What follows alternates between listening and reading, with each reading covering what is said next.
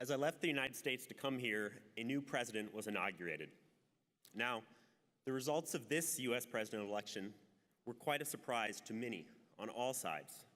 It is not just that the experts failed to predict the results, they positively predicted that it would not come to be. They were so confident that it wouldn't happen that the experts, and many of us, failed to truly imagine what the space of possibility might represent. This failure of imagination contributed to the widespread experience of surprise and associated unpreparedness. The Center for Long-Term Cybersecurity, CLTC, aims to help you imagine spaces of possibility in cybersecurity, to anticipate surprise, and to better prepare for the uncertain world we live in. CLTC is a new research and collaboration center founded at the University of California School of Information with support from the Hewlett Foundation. CLTC wants to expand your idea of what cybersecurity is and improve how we think about and prepare for the future of cybersecurity. It aims to do so in part through scenario thinking. These scenarios provide the foundation on which CLTC now directs research funds, promotes collaboration across industry and government, and works to address training and diversity shortfalls in cybersecurity. Scenario thinking is a tool to confront uncertainty. It is not a tool for making predictions. This bears repeating. The scenarios CLTC developed and that I'm sharing with you today are not predictions, but tools for addressing the unpredictable. These scenarios are tools for investigating what needs to be understood and what needs to be done in order to prepare for an uncertain future. We are hoping you might let a scenario play out in your mind, beyond what I share here and beyond what is written in our report. That you might imagine the layers that only you can add, and that you will then ask yourself, what would I need to understand and do differently if a world like this were to come into being? In the spring of 2015, CLTC began a scenario thinking process that culminated in the publication of these 5 scenarios. We focused on the near-term horizon of 2020, just far enough to be securely beyond the line of sight of those with even the best vantage point, and near enough to lend immediacy to both research and policy agendas. After a workshop involving participants with academic, industry, and government experience, I was one of 3 graduate students who helped build the narrative frame around the key factors, the causal dynamics, and the core questions that resulted. We've produced 5 scenarios, stories of possible worlds. You may disagree with the premises, the factors imagined to underlie one change or another, or you may disagree with the scenarios constructed from the premises, the webs of intersecting causes and effects. And I hope you do. But in that, we hope you pause also to re-examine your own assumptions and to identify new questions. But first, we need to address our tendency, perhaps magnified by expertise, towards hubris when considering our ability to predict or forecast the future. Let's think just 5 years back. Now, I'm not going to tell you what cybersecurity experts 5 years ago thought would be happening today.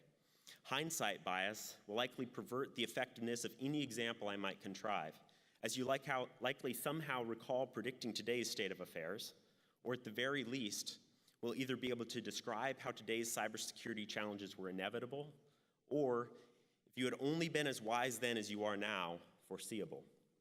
Instead, briefly imagine now how only slightly different causal factors, starting just 5 years ago, may have produced a different state of cybersecurity today. Not better, not worse, just different. Doing so might reduce overconfidence as I present our stories, so that we can better imagine this space of possibility. Due to concerns of time and attention, of the 5 scenarios, I'm going to briefly describe 2 before spending a bit more time bringing to life the 3 others. Scenario 1, the new normal, describes a world where insecurity is the starting assumption, not just for all you experts in the audience, but for everyone. E-commerce disappears, online banking is only used by those who are willing to truly invest in the luxury, and it is widely understood that your data will not just be stolen and shared, but manipulated or destroyed. Not just by the foreign hackers, but by your neighbors and coworkers when they sense an advantage. Nothing is safe, and the authorities don't have the time to listen to, let alone fix your problems, and so cyber vigilantism appears at every level. Cybersecurity in this scenario is operating in a seemingly lawless terrain, the Wild West. Cybersecurity in this scenario must confront and engage with underfunded and competing government agencies and regulators that sometimes seem to be actively turning a blind eye to criminal and hacktivist elements that serve their interests. Cybersecurity experts find themselves engaged with international security and law enforcement strategy as a multipolar world finds its only common ground is weak computer security.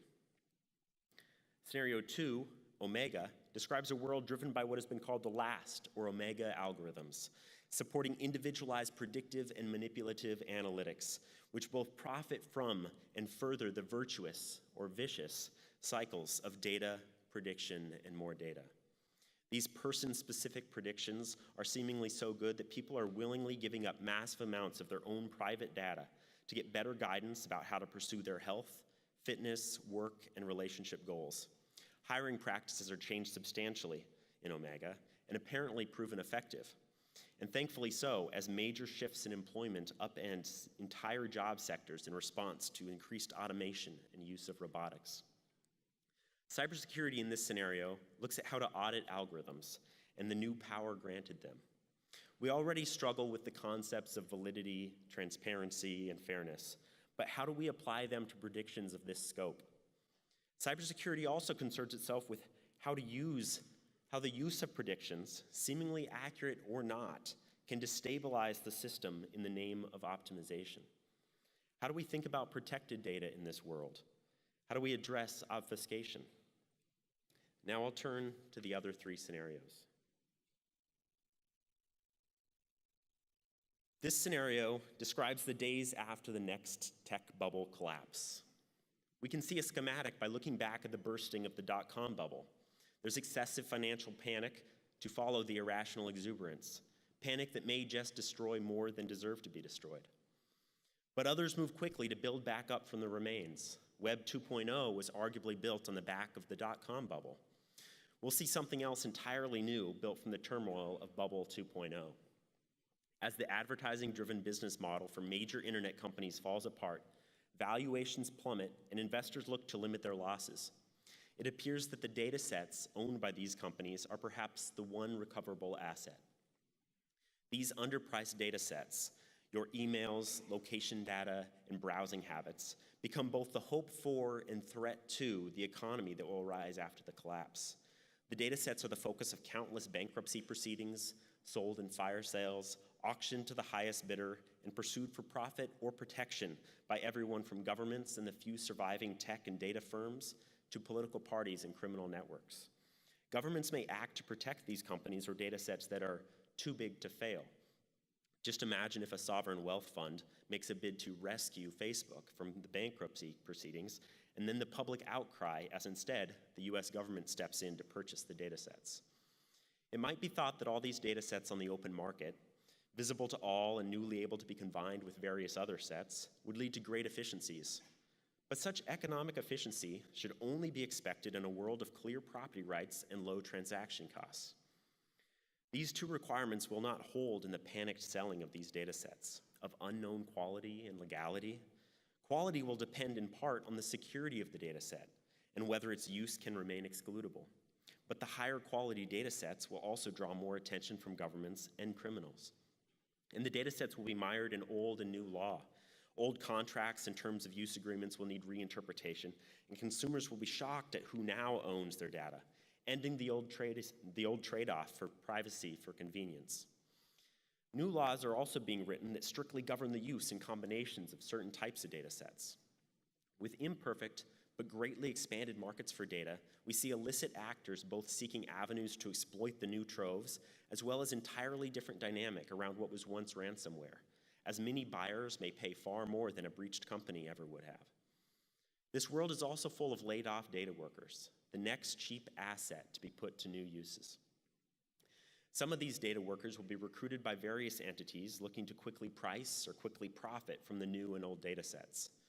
Other data workers may struggle to find reputable employment and, simply to survive, turn their well-honed skills to purposes that, even if they may not be illegal, are widely condemnable. The insider threat becomes more pernicious as everyone with access to the company's data also has access to less than scrupulous buyers. Cybersecurity in this scenario must begin to cover all the ways these data sets are appraised and sold and shared, as well as questions of what to do about all those data workers losing or in fear of losing their jobs. Cybersecurity becomes much more entangled with every aspect of data security, as social, economic, and political variables create both new problems and the space for new solutions. This isn't a question of whether there's a bubble or not. It also isn't meant to be a question about whether the collapse of such a tech bubble would produce these exact chains of consequences. Rather, this scenario is a toy example that exposes all these other questions about the data and the data workers that might drive this world we are trying to secure. This scenario describes a world where governments drive the adoption of the Internet of Things, or IoT, to address the many wicked problems they are responsible for, from homeland security, health, and education, to congestion, crime, and climate. The story starts, perhaps, in California, as drought and the prospects of climate change are expected to produce water scarcity that threatens the state's fundamental sustainability as a society. This leads to the largest investment in IoT to date. Sensors are installed in rivers, dams, farms, groundwater, water districts, sewers, businesses, and homes, coupled with water regulating instruments and on-demand water recycling devices to create an Internet of Water. In 2 years, the project appears a glowing success, with significant reductions in water usage across the state, saving California billions of dollars, while also producing increased revenue, both from the licensing of data and the broad economic benefits, especially on the employment roles, that come from such a large public infrastructure project.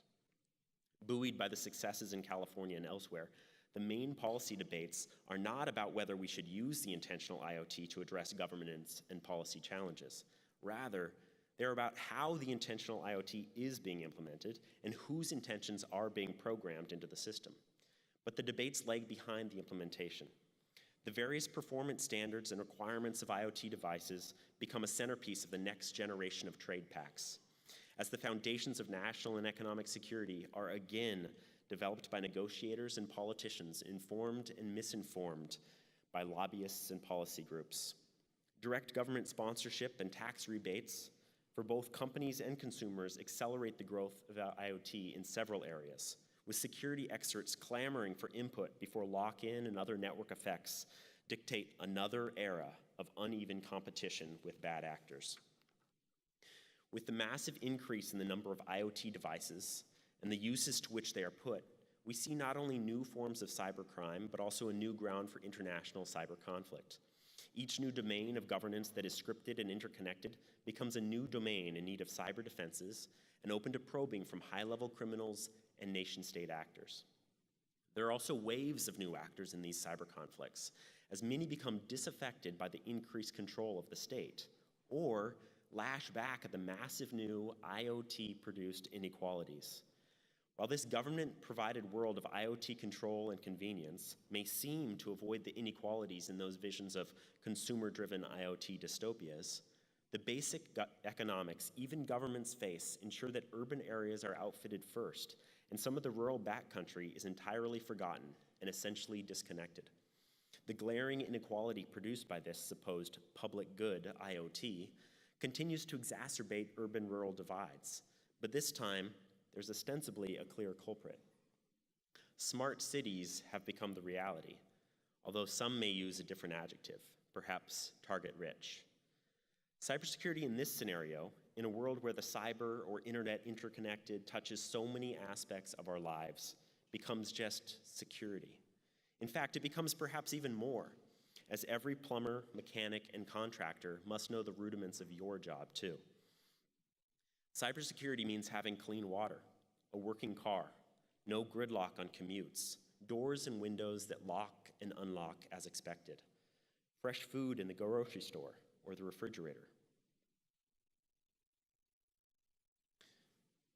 This scenario describes the world where biosensing, found at the intersection between physical indicators and brainwave measures, becomes the biggest growth area of the internet, the world of the sensorium, the internet of emotion.